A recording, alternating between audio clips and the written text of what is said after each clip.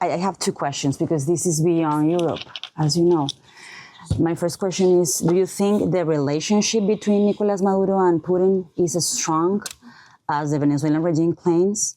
This is the first one. And the second one, and I also want to ask you, of course, for a message for Venezuelan political prisoners. What allow you to resist when you were in this torture chamber?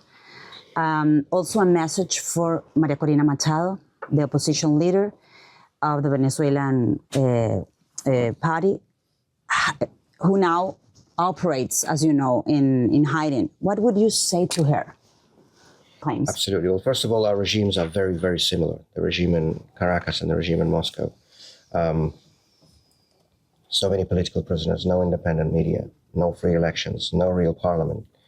A horrendous crackdown on anybody who dares to speak the truth. Those are like twin regimes almost. And there has been this close connection actually ever since Hugo Chávez's time. Not just a political connection, but also the economic connection. As you know, Rosneft, the Russian state-run oil company headed by Igor Sechin, one of Putin's KGB acolytes, one of his closest associates, has long had economic and oil interests in Venezuela. And also, of course, there is what I don't want to call it security cooperation, because it has nothing to do with security. I would call it rather state-driven terrorism. But we know that last July, after the big protests in Venezuela, after the election was rigged, everyone knows that Edmundo González won that election by a very large margin.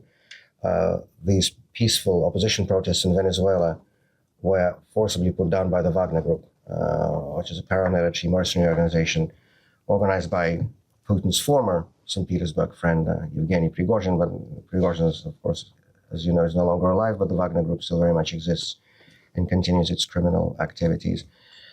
And, you know, if you arrive in Moscow and Sheremetyevo airport and take a taxi to the city center, on your way there, you will be passing Hugo Chávez Street, which goes from Leningradsky Prospect, which was named just a few weeks after Chávez died, opened with great pomp by Igor Sechin, actually the head of Rosneft. And, you know, this year marked 10 years since the assassination of Boris Nemtsov, Russian opposition leader, former deputy prime minister, former regional governor, long-term member of the Russian parliament.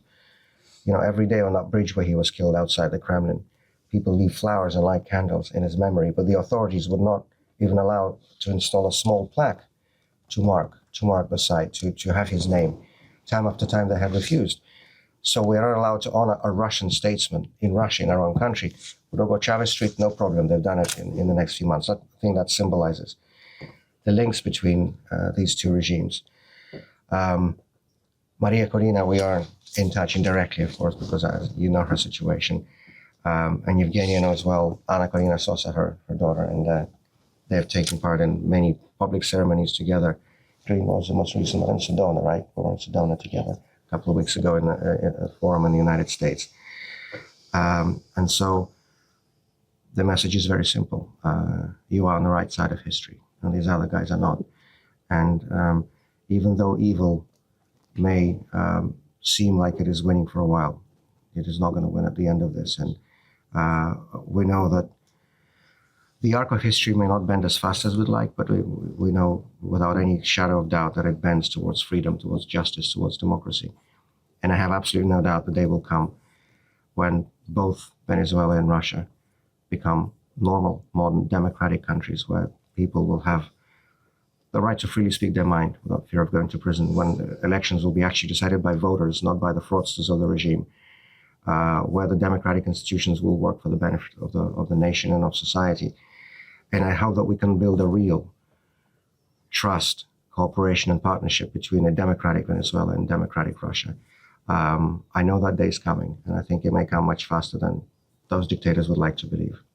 Nos vemos en todo Estados Unidos a través de las cableoperadoras de su preferencia y en el resto del mundo descargando nuestra aplicación gratuita en las distintas plataformas. Somos TVD.